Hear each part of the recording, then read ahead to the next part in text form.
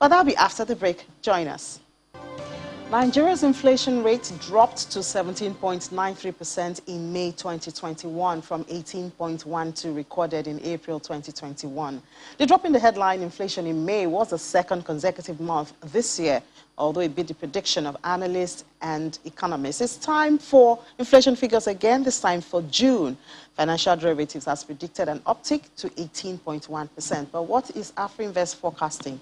Damilare Ashimiyu, Senior Analyst at AfriInvest Securities, is here to tell us. Hello, Damilare. Good morning. Yes, good morning. So have you guys done your prediction for the month of June? Absolutely. What is it and what factors did you consider to arrive at your forecast? Yeah, thank you very much. On year-on-year basis, we expect the headline inflation to moderate further by about 20 to 23 basis points to around 17.7%. We expect this to be driven by a sharp moderation in the food inflation subcomponent. We expect the food inflation to moderate by about 50 basis points to 55 basis points to around 21.7, while we still expect the core inflation year-on-year to ascend by about 30 basis points. Now, what we factored in for the year-on-year projection is the fact that we took sample of, average prices of major food items across major states, and we tried to compute our own CPI and look at the percentage change compared to last year. And we figure out that there's still base effects, are applicable to food inflation. What I mean is that between April and June last year, that was when, April last year was when 5 major states in Nigeria, Lagos, Ogun, Kano, FCT, as well as River State were on lockdown due to COVID pandemic, and there was a restriction of movement. So between April and June last year, food inflation rose, about 62 basis points, 24 in April and May, and 14 in June. So that created a large base for the food inflation. So not minding the fact that food prices have not really moderated now in the real sense, and that's where the month-on-month analysis comes into play. That high base effects will affect, from our estimate, will affect the year-on-year change in food price inflation. And for that reason, we expect it to moderate. And given the fact that food inflation component accounts for 51% of the CPI basket. So because of the weight it has and the level of base effect that we have established, we feel that it is significant enough to drop at the headline inflation down by between 20 to 23 basis points to 17.7. However, on a month-on-month basis, we expect headline inflation to rise by about 4 basis points to 1.5. And we believe this will be driven by both the food and core inflation. And I'll provide better context. On month-on-month basis, from our sampling, we observed that a number of food items, staple food items, had their prices increased in June relative to May. And we believe that will affect month-on-month reading. And also, before June, specifically on May 28th, the CBN adopted a new official rate, the FX rate of 410 to $1. And June was the first major month that this policy, was felt. And as that policy was made, or as the CBN adopted the new rate, exchange rate in the secondary market also reacted to that, because prior to June, exchange rate in the parallel market, traded below 490. And by virtue of that policy alone, exchange rates in the secondary market rose to 503 at the end of June, and as of yesterday, it was 505. So if you look at it, there's what we call pass-through effects. Now, when manufacturers or investors who need dollars to, perform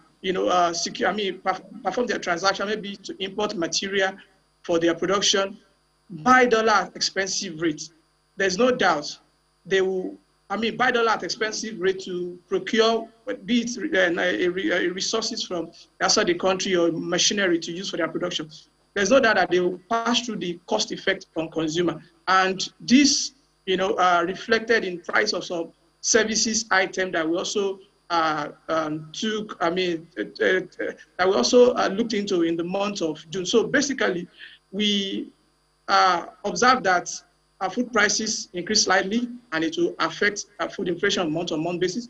And the exchange rate devaluation, so to say, will also affect the month-on-month rate for core inflation. So basically, on year, the headline inflation will moderate. For month-on-month, it will ascend because of the reality of what happened in the month of June. Okay. Well, a rise is not what I really want to hear, but the report shows a decline in food inflation, and yet it says the rise in the food index was caused by increases in prices of bread, cereals, soft drinks, and other tubers. You know, considering that these are actually staples, what does this imply? So how the CPI index, which is used to measure inflation, work is this. It actually looks at the rate of change, in the average prices of the items that are contained in the food basket in the present period compared to, if you're measuring year on year, compared to the corresponding period the prior year. For instance, now, in June, if the rate of change in the average prices of both food and non-food items, is weaker, even if the change is the change is an increased change. Or if the rate of change is weaker compared to the rate of change experienced the corresponding period a year earlier, when, let's say, prices declined, the inflation figure you are likely to get will come down, because the base effect is just like having a bigger denominator to work on a small numerator. So what it implies is that, and that's why I mentioned earlier that the month-on-month reading is actually the major thing to always consider when you want to compare the present month or the immediate past month to the month before it. The month-on-month inflation gives a more decent reading of what actually transpired in a month relative to the month beside it. But there are a lot of, a number of things that can make the year-on-year not really paint.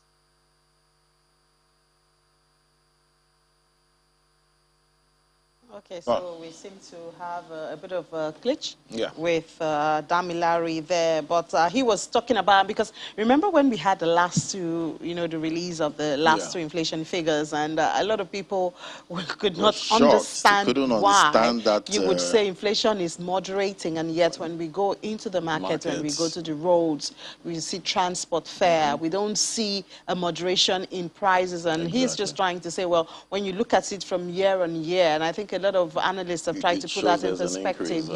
When you compare the level of increase from last year to this year, then it's going down.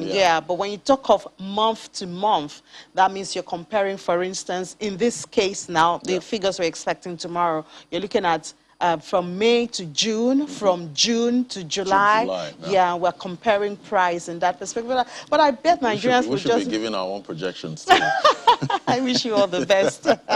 But I bet what Nigerians will really want to see is a figure that captures what they are feeling. The realities, exactly. Yes, the realities that we have at the moment. I mean, because I don't remember before now. I don't remember when the price went up and actually, came down. No, but prices just keep going up. But I don't even remember before now when we had to start giving explanations as to why the figure is going down and why we're surprised. We should be able to see it. And no economist or no analyst actually got the prediction or was close to it. Everybody saw inflation rising, and yet it's moderated. Anyway, I think we have Damilare back now. Hello, Damilare. Can you hear us? Yes, I can. Okay, so we lost you there. You can conclude your talk. No problem, I'm back. Okay, all right. So what I was saying then is go ahead. So basically, CPI is just showing the rate of change in one period to the other. So it's always good to analyze the performance or the trend in the previous month by considering the month-on-month index. Thank you. In all of this explanation, I mean, for the man on the street, it's a lot of story and it's just grammar, But what's happening to disposable income? Has it moderated? Has it gone up? You know, because if we have to give this much explanation for the inflation figures, what's going on with the disposable income? So there are three questions that need to be answered to establish whether the disposable income of an average person has improved or not. The first question is, has the source of income, or let me say the wage of the common man, has it increased, you know, I mean, between the last month and now? For what I know, maybe except for individuals who, you know, might have gotten promotion in their place of work, especially those that are working in private or public sector. On the national scale, we have not had another upward review in national minimum wage. So it then means if you're looking at disposable income from perspective of increase, because if you hold every other variable constant, the only way your purchasing power can improve if we hold every other variable constant is if your wage increase. So if you have an increased wage and prices are still unchanged, then your disposable income is better. Now, the next question to consider is what has happened to inflation rate? So if you hold every variable constant as well, you know, your wage is unchanged and every other variable, except for prices of commodities. If prices go up, even if it is by just a basis point, it then means the purchasing power of the economic agent has weakened. And the third question to answer to establish whether the disposable income of an individual has improved is what is the trend in the exchange rate? And like I mentioned earlier, before June, the official exchange rate was 379 to $1. In the parallel market, it trades about 440 to 480 or thereabouts. But in June, CBN adopted, or let me say late in May, CBN adopted a new official rate of 410. And by virtue of that, the secondary market also reacted, you know, reacted such that the value of Naira also weakened in the secondary market.